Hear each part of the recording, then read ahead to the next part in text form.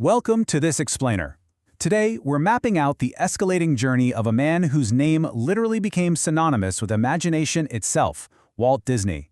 We're going to trace his path from a farm boy in Missouri all the way to the architect of a massive global entertainment empire. If you're looking to understand exactly how this legacy was built, step by step, well, you are definitely in the right place. It's kind of staggering to think about, right? How exactly does a kid who spent his free time doing what he playfully called belly botany, literally lying on his stomach under a tree just observing bugs and birds, turn his earliest childhood dreams into a reality that completely shifted global culture? And how did he pull it off, arriving in Hollywood with nothing but some drawing materials and $40 in his pocket?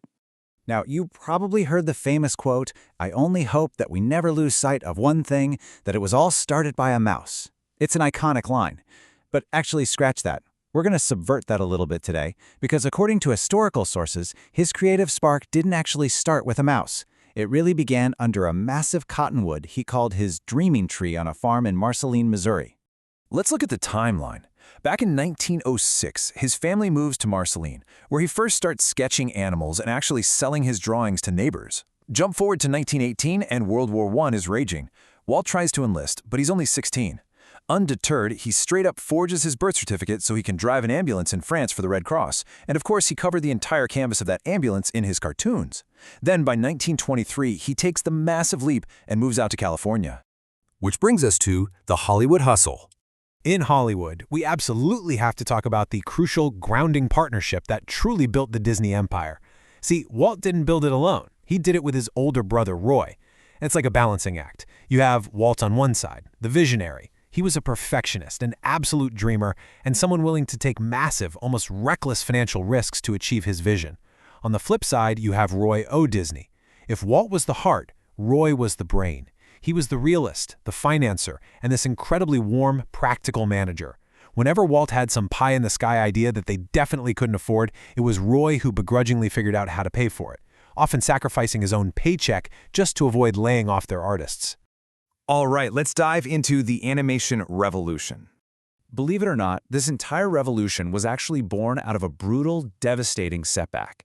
In the late 1920s, Disney's very first breakout cartoon star was a character named Oswald the Lucky Rabbit.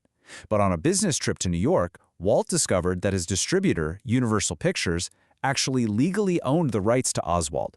Walt lost his star character. He was absolutely devastated. But on the train ride back to California, he knew he desperately needed a character he fully owned. And that is exactly when he dreamed up a mischievous little mouse. But Walt wasn't just looking for a new character. He was looking for a whole new technological frontier. Sound in movies was brand new at the time. To make the world's first fully synchronized sound cartoon with Steamboat Willie in 1928, they literally had to invent the process. The team used a metronome to mathematically map out sound effects to specific animation frames. When the very first orchestra recording failed because the musicians just couldn't keep up with the action on screen, Walt added a bouncing ball directly onto the film print so the conductor could keep the exact tempo. It was a massive risk, but man did it pay off spectacularly. And that relentless drive sparks our next chapter, the golden age in innovation. Walt had this intense, relentless push for realism and depth. Back then, cartoons were kind of seen as just silly little novelties, but he wanted to elevate them into a respected art form. And that required some serious new tech. To get rid of that flat look of traditional animation, Disney and his team essentially borrowed a concept from live theater staging. They built this massive multiplane camera that shot straight down through up to 5 independent layers of artwork. Because these layers could move independently at different speeds, it created a highly realistic theatrical illusion of 3D depth. It was a real game changer. And he really needed that depth for what Hollywood mockingly called Disney's folly. Walt decided to make Snow White, a 90-minute animated dramatic feature. Everyone in Hollywood thought he was crazy. To fund it, Walt mortgaged his personal home and even borrowed against his life insurance. They actually ran out of money midway and had to halt production entirely. In a desperate do-or-die final move, Walt screened unfinished, raw animation reels for the bankers at Bank of America. Thankfully, they were so moved by the sheer artistry, they granted the loan to finish it. So, what was the final price tag for this dream? Nearly $1.5 million. During the absolute depths of the Great Depression, that was an astronomical gamble. But it worked. The The film made audiences literally weep in the theaters, grossed $8 million in its initial run, and single-handedly funded their brand new state-of-the-art studio in Burbank. Next up, creating the Magic Kingdom. So, having completely conquered the silver screen, Walt wanted to turn cinematic stories into physical, immersive experiences, where families could actually step directly into the stories. But once again, the brothers faced a massive financial hurdle. The park was going to cost an unprecedented $17 million. Roy, ever the realist, demanded they utilize Walt's fascination with the emerging medium of television to actually pay for the whole shebang. So they struck a brilliant deal with ABC to air a weekly TV show called Disneyland starting in 1954, a full year before the park even opened. It funded the construction while simultaneously marketing the park directly into American living rooms. They essentially invented the modern corporate concept of synergy. But let me tell you, opening day was an absolute nightmare. It was known within the company as Black Sunday. On July 17, 1955, practically everything went wrong. The park was designed for about 15,000 people, but 28,000 showed up, many carrying totally counterfeit tickets. It was brutally hot.